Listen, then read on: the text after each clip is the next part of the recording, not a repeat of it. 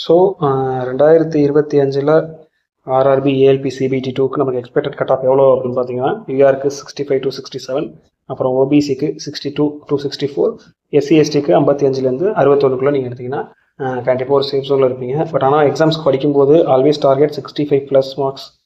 அப்போ தான் நமக்கு எக்ஸாம்ஸில் வந்து அந்த எக்ஸ்பெக்டட் கட் ஆஃப் நம்மளால் வர முடியும். கண்டிப்பாக கட் ஆஃப் வந்து இதுலேருந்து +or-2 இல்லை 1 அந்த அளவுக்கு தான் டீவியேட் ஆகும்.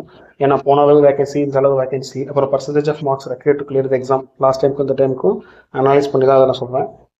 ஸோ இப்போது மார்ச் 19, 20 அதில் வந்து எக்ஸாம் வந்து ஷெடியூல் பண்ணியிருக்காங்க.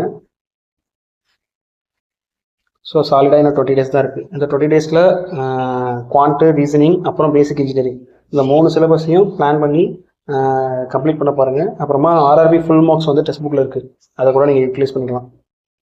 ஆல்மோஸ்ட் 40 ஃபுல் மார்க் இருக்குது. ஸோ ஒரு நாளைக்கு 2 ஃபுல் மார்க் கூட நீங்கள் பிளான் பண்ணி ப்ராக்டிஸ் பண்ணலாம். ஸோ எக்ஸாம் பேட்டர்ன் சிபிடி 2 பார்த்தீங்க அப்படின்னா பார்ட் ஏல குவான்டம் ரீசனிங் இருக்கும், அப்புறம் பேசிக் இன்ஜினியரிங் சயின்சஸ் சேர்த்து 100 மார்க்ஸ் இருக்கும். இந்த 100 மார்க்ஸ் தான் உங்களோட மெரிட் பேனல்.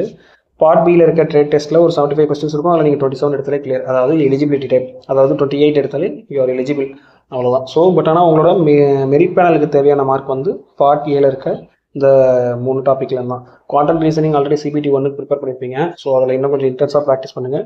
பேசிக் இன்ஜினியரிங் சயின்ஸஸ்க்கும் ட்ரேட் டெஸ்ட்டுக்கும் தேவையான பிடிஎஃப் எல்லாமே நம்ம டெலகிராமில் இருக்குது. ஸோ ஜாயின் பண்ணி அதுவே படிச்சுக்கோங்க. 20 days தான் இருக்குது. You just schedule your self and start practising.